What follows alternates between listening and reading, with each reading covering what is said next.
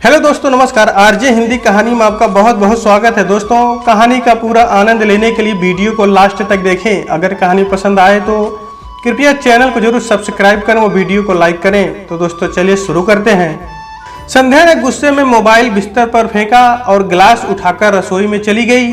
रसोई के दरवाजे से ही गिलास को सिंक में फेंक दिया और हॉल में आ गई। हॉल में बैठी उसकी माँ ने पूछा, क्या गिरा? संध्या ने कहा, कुछ नहीं। माँ ने फिर कहा, कुछ तो गिरा है। आवाज बड़ी तेज आई है। संध्या ने तेज आवाज में कहा, तो जाकर खुद ही देख लो क्या गिरा है, मुझसे क्यों पूछ रही हो? माँ बोली, इस लड़की से तो आराम से बोला ही नहीं जाता, एकदम सर चढ़ गई है और बड़बड़ाते हुए रसोई में चली गई। तभी उसकी भाभी छत पर से उतर कर आई और बोली, मम्मी जी गेहूं धो दिए हैं, आप जाकर फैलाओ। और रसोई से खाना निकालकर हॉल में खेल रहे अपने बेटे अंशु को आवाज लगाती हुई बोली, अंशु खाना खा ले बुआ से। जब भाभी ने संध्या की तरफ देखा तो गुस्से में डूबे उसके चेहरे को देखकर बोली, कहाँ बम फोड़कर आई हो? लो खाना खिला दो अंशु को। संध्या कुछ नहीं बोली और अंशु को खाना खिलाने लगी। अंशु एक कौर खाकर इधर उधर घूमने खेलने लगता। संध्या बार बार उसे बुलाती लेकिन वो फिर भाग जाता। संध्या को गुस्सा आ गया और उसने जोर से डांटकर अंशु को जमीन पर बैठा दिया। अंशु संध्या का लाडला था और हमेशा ऐसे ही अपनी बुआ को परेशान करता था, लेकिन आज संध्या का इतना तेज गुस्सा देखकर अंशु रोने लगा। उसका रोना सुनकर संध्या की माँ जल्दी से आई और संध्या के सर पर एक चपत लगाकर बोली, क्यों डांटा उसे, पागल लड़की, भाग यहाँ से और घर के काम कर। पता नहीं कहाँ से दिमाग खराब करके आई है और बच्चे पर गुस्सा निकाल रही है। माँ अंशु को लेकर चली गई और संध्या ने झाड़ू उठा लिया। उसकी भाभी रसोई से ये सब देख रही थी और समझने की कोशिश कर रही थी कि हुआ क्या है। झाड़ू लगाकर संध्या ने पोछा लगाना शुरू किया। माँ बोली, मर जा नालायक, इतना गीला पोछा लगा रही है, कोई गिर जाएगा। संध्या ने पोछा पटकते हुए कहा, तो लगा लो खुद ही सूखा पोछा। तभी उसका पैर फिसला और वो गिर गई। माँ फिर बड़बड़ाने लगी, हे राम, पता नहीं क्या होगा इस लड़की का। लड़कियों वाले जरा भी लक्षण नहीं, पता नहीं कैसे ससुराल में निभाएगी। भाभी ने आकर संध्या से कहा, रहने दो, मैं लगा लूंगी पोछा, तुम जरा कपड़े मशीन में डाल दो। संध्या वहां से बाथरूम में चली गई। माँ बोली, कुछ सिखा दो इसे कीर्ति, क्या करेगी ससुराल जाकर, तेरा मेरा नाम डुबाएगी बस। न कोई काम करती है न बोलने का सलीका है। कीर्ति ने कहा, वो परेशान है कुछ, शायद उसके पेपर आने वाले हैं इसलिए। आप चिंता मत करो मम्मी जी, मैं संभाल लूंगी। तभी बाथरूम से कुछ पटकने की आवाजें आने लगी। कीर्ति ने बाथरूम में जाकर देखा तो संध्या ने सारे कपड़े बाल्टी में पानी में डालकर बिना वॉशिंग पाउडर के भिगो रखे हैं और चादर को थापी से पीटे जा रही है। उसका चेहरा भीगा हुआ है और आंखें लाल है। भाभी समझ गई कुछ तो बात हुई है। उन्होंने संध्या से कहा, तुम जाकर पढ़ाई करो, ये सब मैं कर लूंगी। संध्या चुपचाप उठकर अपने कमरे में चली गई। जाते हुए भाभी ने बोला, खाना खा लेना। संध्या ने हाँ में गर्दन हिलाई। रसोई में जाकर संध्या ने खाना निकाला और कमरे में जाने लगी कि तभी उसका पैर हॉल में रखे संदूक से टकरा गया। गुस्से में संध्या ने जोर से लात मारी संदूक पर, लेकिन संदूक पुराना था, लोहे का, इसलिए खुद संध्या के पैर में चोट लग गई। संध्या टेबल पर ही प्लेट पटक कर खींचती हुई अपने कमरे में चली गई और जोर से दरवाजा बंद कर लिया। कीर्ति संध्या से बात करना चाहती थी, उसकी परेशानी जानना चाहती थी। उसने जल्दी से सारा काम निपटाया और संध्या के पास जाने लगी कि तभी उसका फोन बजा। फोन पर सौरभ था, उसका मौसेरा भाई। नमस्ते जिज्जी, कैसी हो आप? सौरभ ने फोन उठाते ही कहा। कीर्ति ने मुस्कुराते हुए जवाब दिया, मैं ठीक हूँ भाई, तुम बताओ? मैं भी ठीक हूँ जिज्जी, सितारा आई हुई है, बात पक्की हो गई, अब बस मुहूर्त निकलवाने की देर है। कीर्ति ने कहा, हाँ देखा मैंने तेरा स्टेटस व्हाट्सएप पर, सही है, मजे कर अब तू। सौरभ ने कहा, हाँ जिज्जी, आज ले जा रहा हूँ सितारा को शॉपिंग पे। कीर्ति ने कहा, क्यों, गौरव कहाँ है? और तू अब तो सितारा को भाभी बोल, बेशरम। सौरभ बोला, गौरव भैया कुछ काम से गए हैं, थोड़ी देर बाद ज्वाइन करेंगे हमें शॉपिंग में। कीर्ति ने कहा, अच्छा चलो सही है। अच्छा सौरभ, ये बता संध्या को क्या हुआ? सौरभ बोला, मुझे क्या पता, आपकी ननद है, आप जानो। कीर्ति ने कहा, अरे पर पढ़ती तो तेरे साथ है, तेरे ही कॉलेज में। सौरभ थोड़ा तुनक कर बोला, पर मेरी क्लास में तो नहीं है ना।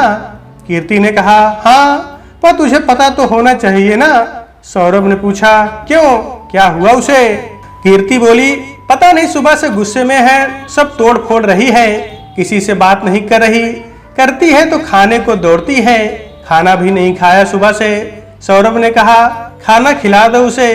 कीर्ति ने कहा, तुम एक बार बात करो, शायद मूड ठीक हो जाए उसका। सौरभ ने धीरे से कहा, मुझसे बात करके ही तो मूड खराब हुआ है उसका। कीर्ति ने कहा, क्या कहा, सुना नहीं मैंने। सौरभ बात पलटते हुए बोला, कुछ नहीं जिज्जी, मेरे बात करने से कुछ नहीं होगा, जाने दो उसे, बस खाना खिला दो। कीर्ति ने कुछ अंदेशे से कहा, तुम दोनों की बात हुई है क्या, कुछ कोई झगड़ा हुआ है? सौरभ ने कहा, जाने दो जिज्जी, क्या करोगी जानकर, आपको आपकी ननद की कोई गलती तो दिखेगी नहीं। कीर्ति ने मुस्कुराते हुए कहा, अच्छा मतलब सच में कोई बात हुई है? बता भाई, क्या हुआ है तुम दोनों के बीच जो इतना गुस्सा है? सौरभ ने कहा, कुछ नहीं हुआ जिज्जी, बस जलन है। कीर्ति ने हैरान होकर कहा, जलन किससे? सौरभ ने कहा, सितारा से, और फिर जोर जोर से हंसने लगा। कीर्ति कुछ देर तक सोचती रही, फिर हंसने लगी।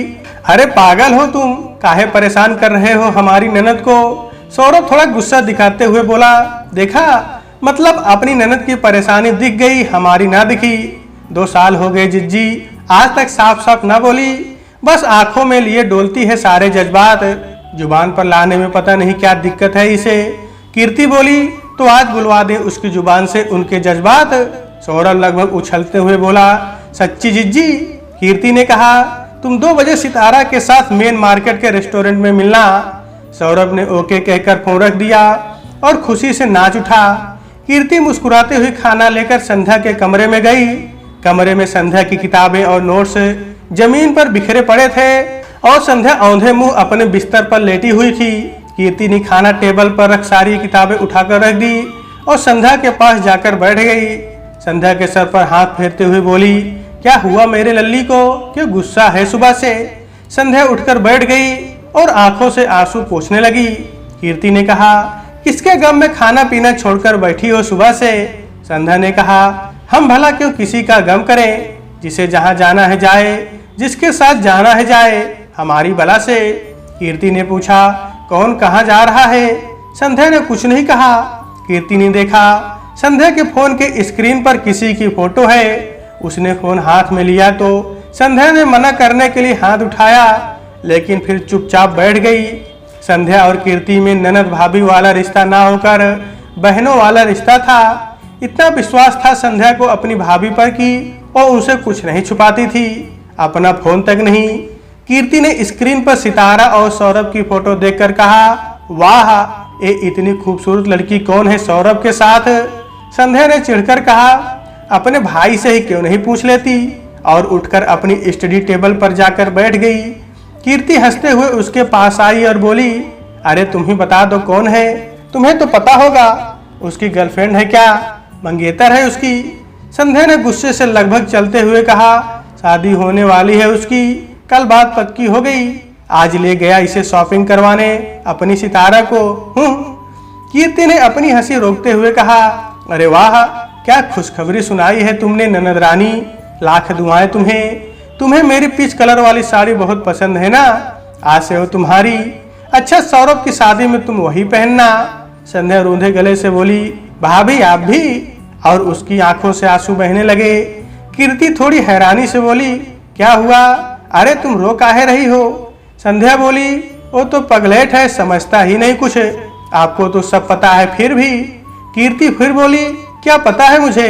संध्या थोड़ा तेज आवाज में बोली, यही कि हम सौरभ से, और बोलते बोलते रुक गई। कीर्ति ने उसकी आंखों में देखकर कहा, तुम सौरभ से क्या प्यार करती हो? संध्या कीर्ति के गले लगकर रोने लगी और बोली, और वो है कि किसी और से शादी करने की तैयारी में है। कीर्ति बोली, तो उसे पता है ये? संध्या ने कहा, हाँ। तो कीर्ति ने कहा, अच्छा तुम बता दी इसको? संध्या ने नाम में गर्दन हिलाई। कीर्ति ने पूछा, फिर कैसे पता उसे? संध्या ने कुछ शर्माते हुए कहा, उसने कहा था वो हमारे दिल की बात समझता है। कीर्ति ने कहा, फिर किसी और से शादी क्यों कर रहा है? संध्या ने कहा, वही तो नहीं पता, बस परसों बोला कि उसे पता है, मेरे मन में उसके लिए कुछ नहीं और चला गया। और आज कीर्ति ने उसके सर पे चपत लगाते हुए कहा, उसने कह दिया कि वो समझता है और तुमने मान लिया।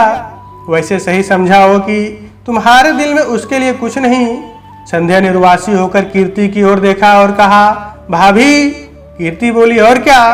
तुमने तो कभी अपनी हरकतों से भी जाहिर नहीं किया कि उसके लिए तुम्हारे मन में क्या है। जब देखो लड़ती हो, उससे ढंग से बात नहीं करती, कहीं घुमाने ले जाता है तो अपने साथ एक सहेली को पकड़ लेती हो।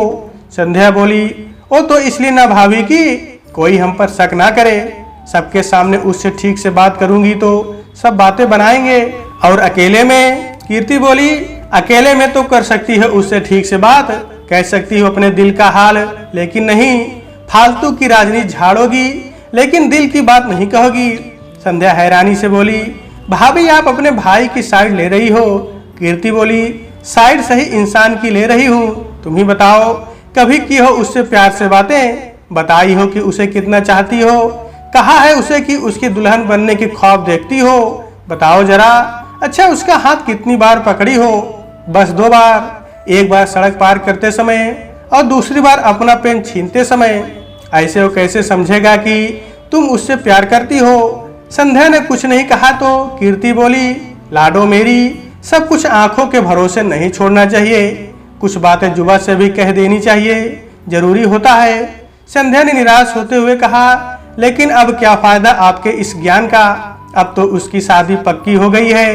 कीर्ति ने कहा, शादी पक्की हुई है, हो तो नहीं गई ना, चल मेरे साथ। संध्या ने हैरानी से कहा, कहाँ? तो कीर्ति बोली, अपने दिल की बात बताने सौरभ को। संध्या ने कहा, पर भाभी। तो कीर्ति ने संध्या की बात बीच में ही काट कर कहा, नहीं ननद रानी, आज या तो तुम कहोगी सौरभ से कि उससे प्यार करती हो या उसे भूल जाओगी हमेशा के लिए। संध्या ने हामी भरी और दोनों तैयार होकर घर से निकल गई। कीर्ति संध्या को लेकर रेस्टोरेंट में गई। सामने वाली टेबल पर सौरभ और सितारा साथ में बैठे थे और बात कर रहे थे। कीर्ति ने संध्या को इशारा किया तो संध्या मना करने लगी। कीर्ति ने आंख दिखाई तो संध्या बड़ी हिम्मत जुटाकर सौरभ की टेबल के पास गई और धीरे से बोली, सौरभ। सौरभ ने सुनकर अनसुना कर दिया। संध्या ने मुड़कर कीर्ति की तरफ देखा तो उसने फिर से बोलने का इशारा किया। संध्या ने फिर हिम्मत जुटाकर थोड़ा जोर से बोला, सौरभ। सौरभ ने संध्या की तरफ देखा और हैरानी दिखाते हुए कहा, अरे संध्या तुम यहाँ, व्हाट अ प्लीजेंट सरप्राइज। संध्या ने कहा, तुमसे कुछ बात करनी थी। सौरभ ने कहा, संध्या अभी मैं थोड़ा बिजी हूँ, कल हम बात करते हैं कॉलेज में। संध्या ने कहा, नहीं मुझे अभी करनी है। सौरभ कुछ बोलता उससे पहले ही सितारा ने पूछा, ये कौन है सौरभ? सौरभ ने कहा, ये मेरी कॉलेज की फ्रेंड है और संध्या इनसे मिलो, ये है हमारे घर की होने वाली बहू। संध्या को गुस्सा तो बहुत आया लेकिन अपने गुस्से को संभालती हुई बोली, सौरभ मैं। सौरभ उसकी बात बीच में ही काटते हुए उसे थोड़ा साइड में ले गया और बोला, देखो हम कल बात करते हैं, अभी मैं बिजी हूँ बहुत। ऐसा कहकर सौरभ जाने लगा तो संध्या ने उसका हाथ पकड़ लिया। सौरभ ने हैरानी से मुड़कर संध्या को देखा तो वो बोली, नहीं पहले तुम मेरी बात सुनो, वो ज्यादा जरूरी है। सौरभ को बहुत अच्छा लगा संध्या का इस तरह हाथ पकड़ना, पर फिर भी उसने अपना हाथ छुड़ाते हुए कहा, नहीं अभी मेरे लिए सितारा ज्यादा जरूरी है। संध्या ने हाथ पर पकड़ मजबूत करते हुए कहा, नहीं मेरी बात ज्यादा जरूरी है। सौरभ ने कहा, और वो क्यों? संध्या ने गहरी लंबी सांस लेते हुए कहा, क्योंकि मैं तुमसे प्यार करती हूँ और आज ये बताने आई हूँ तुम्हें। और ये प्यार कुछ दिनों का नहीं है, पिछले 2 सालों से करती हूँ, कह नहीं पाई कभी, बस यही गलती है मेरी। लेकिन कभी 1 मिनट के लिए भी तुम्हारा ख्याल दिल से नहीं निकलता। हर समय तुमसे ही बात करने का मन करता है, इसलिए झगड़ों में ही सही तुमसे बात करने का बहाना ढूंढती रहती हूँ। जानबूझकर मैसेज करती हूँ और कहती हूँ गलती से चला गया, कॉल करके काट देती हूँ और फिर कह देती हूँ अनसुने किया। तुम्हारे साथ अपनी शादी के ख्वाब देखती रहती हूँ, अपना लहंगा तक सिलेक्ट करके रखा हुआ है तुम्हारी शेरवानी से मैचिंग का। सब कुछ प्लान कर लिया है हम दोनों के भविष्य के लिए, लेकिन बस कभी हिम्मत नहीं हुई कि ये सब तुमसे कह सकूं। पर यकीन करो, मेरा प्यार करती हूँ तुमसे बहुत ज्यादा। सौरभ टेबल से टिककर ठोड़ी पर हाथ रख के एकटक संध्या को देख रहा था। संध्या की बात खत्म होते ही उसने बस हम कहते हुए हाँ में गर्दन हिलाई। संध्या अपनी बेकाबू धड़कनों को संभालते हुए हैरानी से बोली, तो अब तुम कुछ कहोगे नहीं? सौरभ ने कहा, हाँ कहूंगा ना।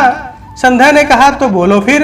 सौरभ उसके पास आया और उसके दुपट्टे को उसके सर पर उड़ाकर पीछे इशारा करते हुए बोला, ओ देखो।